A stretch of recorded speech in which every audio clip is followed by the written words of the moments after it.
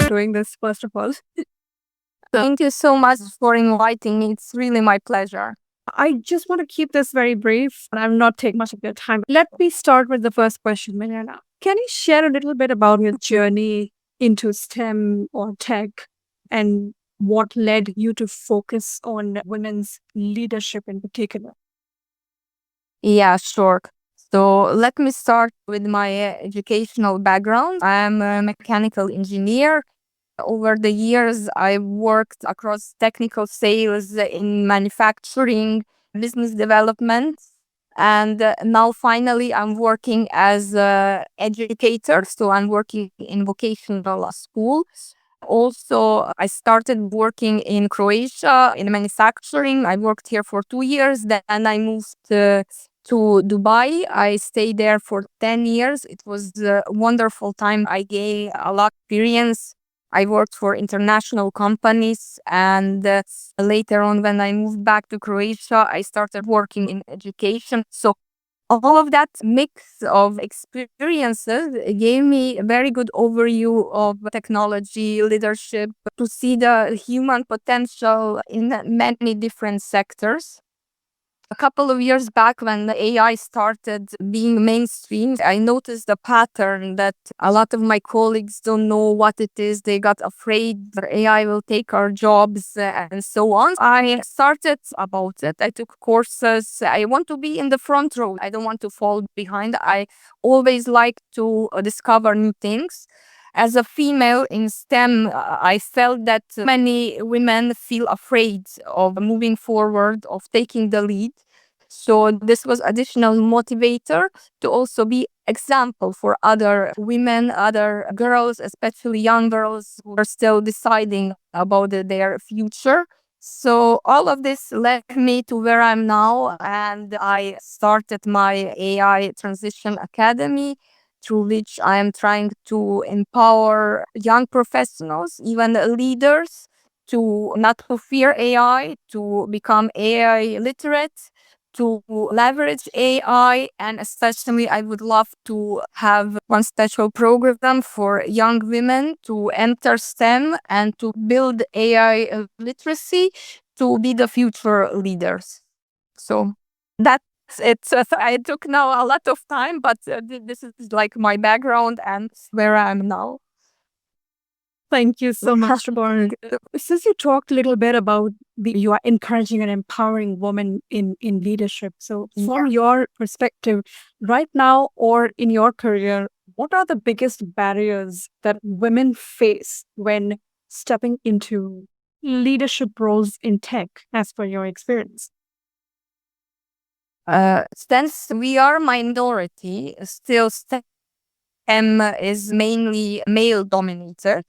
And even though more and more girls are deciding for this, but we are still minority. And I see like lack of confidence. The women are very good in education. Even I posted recently on LinkedIn about that subject, that when it comes to university, the girls are really good. They are ahead of male colleagues at university. But then when they start to be part of the workforce, things change. I think the combination of lack of confidence and sometimes being afraid to take the lead because you feel maybe you will be judged.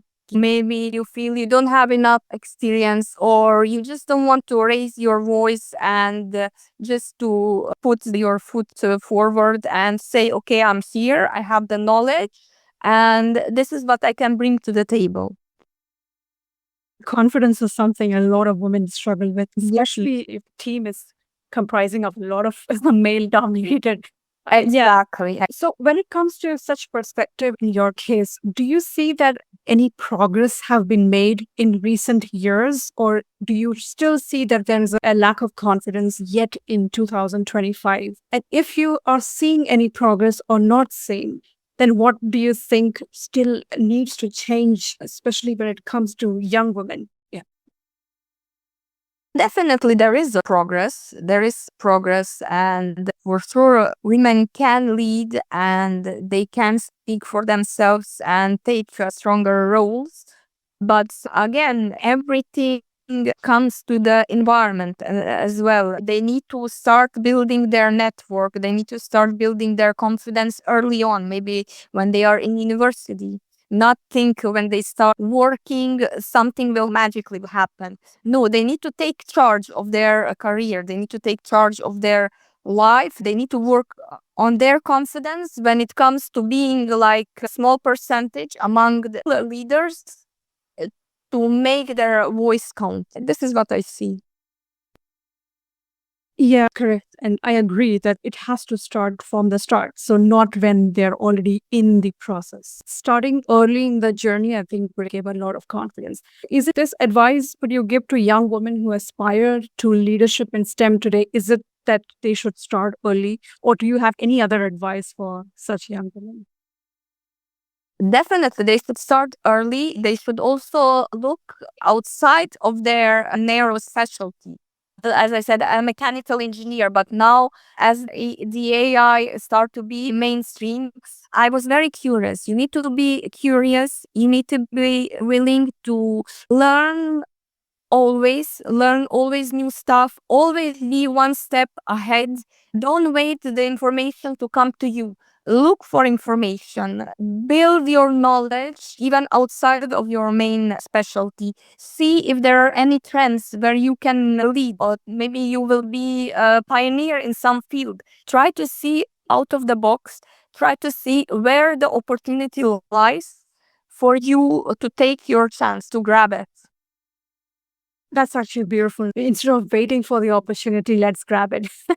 Since you brought in the AI angle, Milena, I would like to ask you that in this 2025 era, when we are just like drowning in AI, do you see that AI is impacting the opportunities and challenges for women leaders in tech? Is it creating some kind of bias between men and women in general? AI is part of, how to say, still this IT, which is considered also more male dominated field.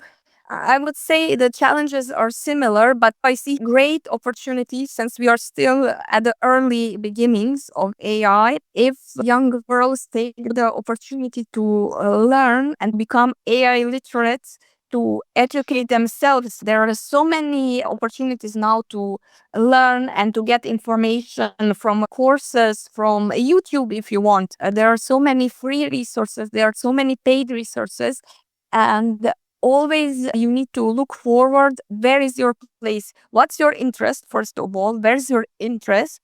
And then how to align your interest with AI, how AI can improve this, how it can make you better in this field. So, how to make you number one. Always aim to be the best at something. Yes, improving skills is everyone can do. And you're right. The resources are endless right now.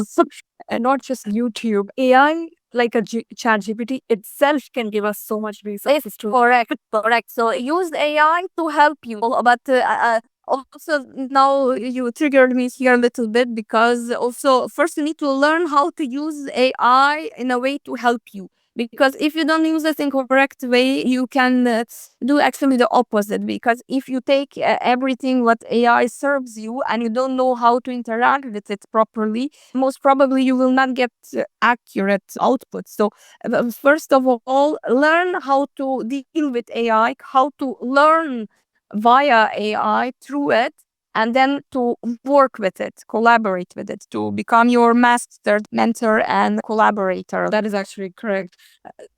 Because my next question was something around how will women leaders play their role in shaping inclusive and ethical AI? Women have to first reskill themselves in order to build ethical AI. We have to first understand the blind spots in the current AI tools or AI powered apps, and then they can fill in those blind spots. So, unless we skill or reskill ourselves, we really cannot go into a boardroom and talk about that.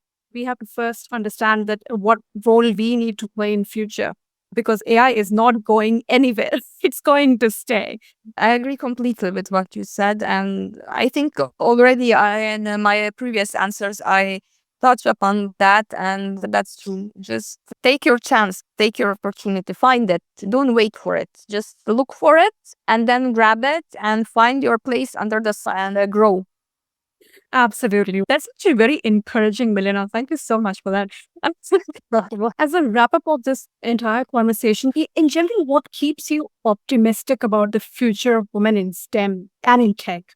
What are the like optimistic thoughts in for the future apart from everything which you already said? What makes me very happy is that discussion about, let's say, ethical AI, how to combine AI with emotional intelligence, the strategy, how to critically judge AI. I think females, women are much better in this. We can call them soft skills. And I think the opportunity maybe lies in these fields. And of course, not exclusively, but since we are much better in being ethical, at least, okay, I don't want to offend any men because I know many very ethical men, very good men, but I would say we are more careful. We are always trying to take less risks. We are always taking more time to decide something. So, from that angle, I see a very good opportunity for women to be a part of AI story as well. Now, women are entering into STEM universities more and more. So, by numbers, we are starting to be more in the field over time. Of course, this will improve, and women are, I think, just little bit shy, just little bit. If we work little bit on our confidence, like I think we can outperform men in any field we want. That was a really lovely conversation, Milena. And actually, thank you so much. Yeah, sharing your journey and insights with us today. I especially loved how you highlighted the sentence that there is always an opportunity. You just have to go and grab it. Nobody will give it to you. I love that. Thank you. Thank you. You're welcome, and I believe it, and I think anyone should go and get what they want.